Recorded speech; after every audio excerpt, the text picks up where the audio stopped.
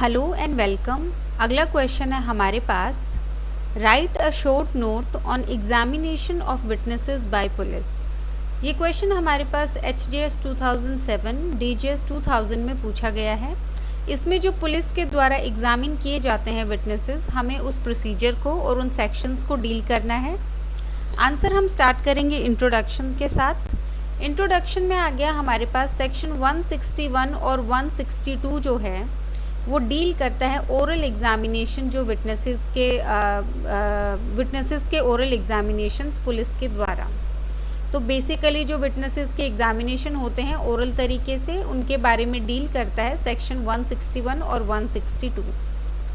Section 161 provide करता है, पहला आ गया हमारे पास, कोई भी इन्वेस्टिगेटिंग ऑफिसर या फिर पुलिस ऑफिसर जो एक्ट कर रहा है रिक्विजिशन पे ऐसे ऑफिसर की, मतलब इन्वेस्टिगेटिंग ऑफिसर या फिर कोई दूसरा पुलिस ऑफिसर जो इन्वेस्टिगेटिंग ऑफिसर की रिक्वेस्ट पे कर रहा है, वो एग्जामिन कर सकता है ओरली किसी भी पर्सन को जो सपोज्ड है कि वो एक्वेंटेड होगा फैक्ट्स और सर्कमस्टांसेस के साथ केस के। तो बेसिकली जिस इंसान को जो है, जिस पर्सन को थोड़ा बहुत आइडिया होगा फैक्ट्स और सर्कमस्टांसेस की केस के बारे में, उसको ओरली एग्जामिन किया जा सकता है। ये जो पर्सन है ये बाउंड है कि ये आंसर करेगा ट्रूली सारे के सारे क्वेश्चंस को जो रिलेट करते हैं ऐसे केस को जो उसको पुट किए गए हैं ऑफिसर के द्वारा, एक्सेप्ट वो क्वेश्चंस जिनका आंसर जो है उनके अंदर एक टेंडेंसी है कि वो एक्सपोज कर देगा उसको क्रिमिनल चार्ज को या फिर पेनल्टी को या फिर फॉरफीचर को। तो वो सारे के सारे आंसर्स को जो है ट्रूली सारे के सारे क्वेश्चंस को ट्रूली आंसर करेगा, लेकिन उन क्वेश्चंस को जो है वो आंसर नहीं करेगा जो उसको एक्सपोज कर देंगे किसी क्रिमिनल चार्ज को या पेनल्टी को लेके। फिर आ गया हमारे पास, इन्वेस्टिगेटिंग ऑफिसर रिड्यूस कर सकता है राइटिंग में कोई भी स्टेटमेंट जो उसको दी गई है कोर्स ऑफ ऐसे एग्जामिनेशन में, मतलब एग्जामिनेशन के दौरान जो भी स्टेटमेंट दी गई है वो रिड्यूस कर सकता है उसको राइटिंग में। अगर वो ऐसा करता है तो इसके लिए वो एक सेपरेट और ट्रू रिकॉर्ड बनाएगा ऐसी स्टेटमेंट का। फिर आ गया ऑब्जेक्ट क्या है। जो ऑब्जेक्ट है हमारे पास सेक्शन 161 का, वो है ऑब्टेन करना एविडेंस जो लेटर प्रोड्यूस किया जा सकता है ट्रायल पे। तो बेसिकली एविडेंस ऑब्टेन करना, जहाँ पे केस है हमारे पास सेशन ट्रायल का या वारंट ट्रायल का, जो चार्ज है वो बनाया जा सकता है इन जो स्टेटमेंट्स के बेसिस पे जो रिकॉर्ड की गई है 161 में।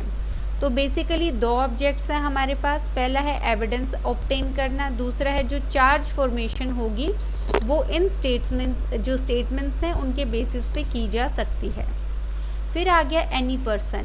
जो वर्ड्स हैं हमारे पास एनी पर्सन सेक्शन 161 में, वो इंक्लूड करते हैं किसी भी पर्सन को जिसको अक्यूज़ किया जा सकता है जो क्राइम को लेके सब्सिक्वेंटली। तो एनी पर्सन में वो पर्सन भी इंक्लूडेड हैं जो अक्यूज़ हो सकते हैं बाद में ऐसा पता लगे।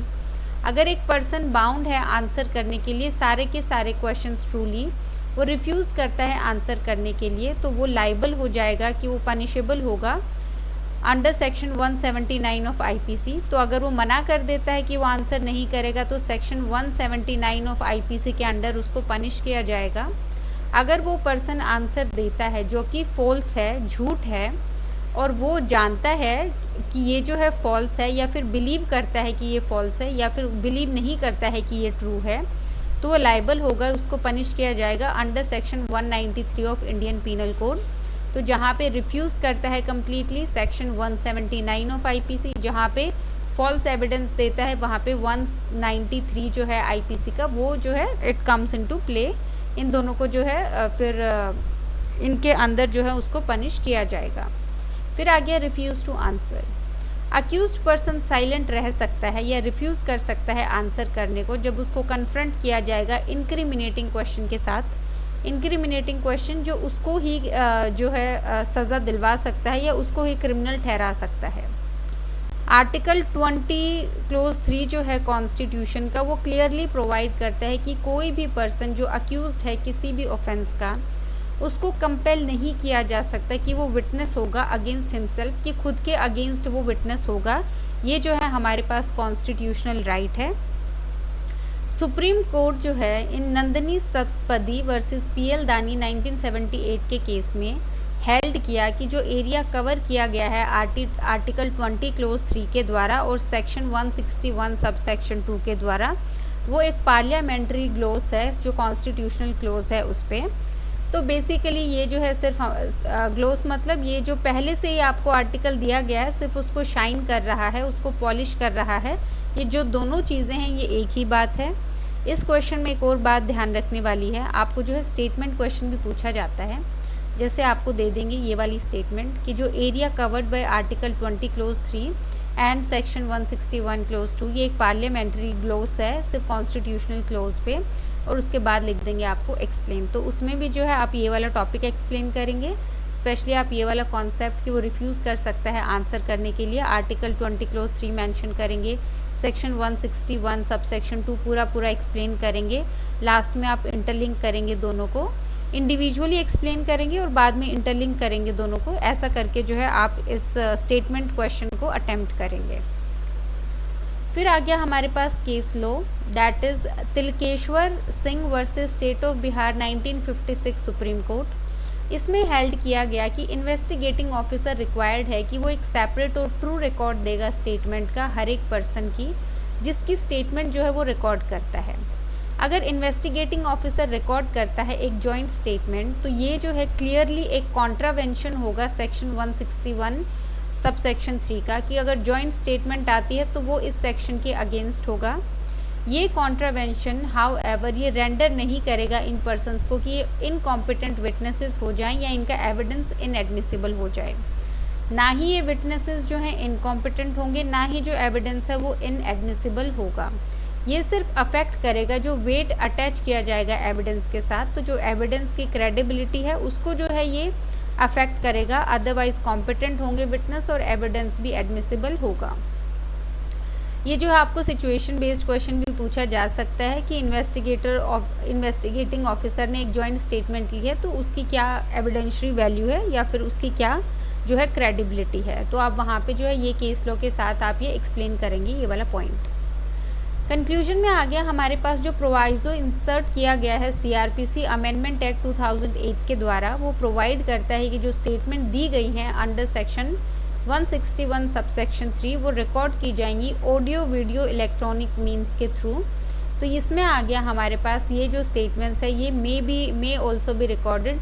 तो में आ गया ये डिस्क्रिप्शन है कि ये जो ऑडियो वीडियो इलेक्ट्रॉनिक मीन्स से भी रिकॉर्ड की जा सकती हैं, फ़ोन के थ्रू वीडियो कॉलिंग के थ्रू भी इनको जो है रिकॉर्ड किया जा सकता है।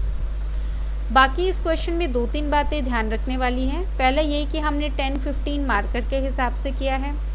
1-2 स्टेट्स में ऑलरेडी पूछा जा चुका है ये वाला जो क्वेश्चन है, बाकी स्टेट्स में भी आने की प्रॉबिलिटी हमेशा होती है।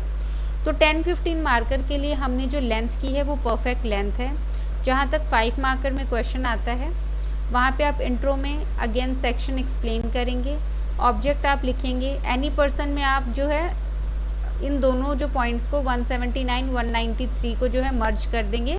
जैसे रिफ्यूजेस टू आंसर पनिशेबल 179 और इसके साथ ही लिख देंगे, या फिर फॉल्स एविडेंस दिया तो पनिशेबल 193 रिस्पेक्टिवली। इसको आप ऐसे अटैम्प्ट करेंगे। रिफ्यूज़ टू आंसर वाला जो पॉइंट है उसको आप बता सकते हैं आर्टिकल 20 जो है क्लोज 3 के अकॉर्डिंग इसको जो है राइट है रिमेन साइलेंट रहने का।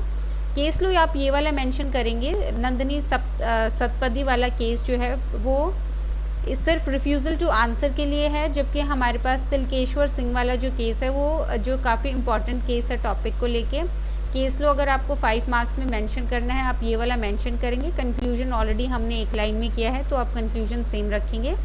तो बेसिकली आप मर्ज करेंगे थोड़ा सा जो कंटेंट है 5 मार्कर में। आप ट्राई कीजिए कि आपकी जो एक शीट है आप उसमें जो है 5 मार्कर क्वेश्चन जो है या आंसर जो है वो फिट करें।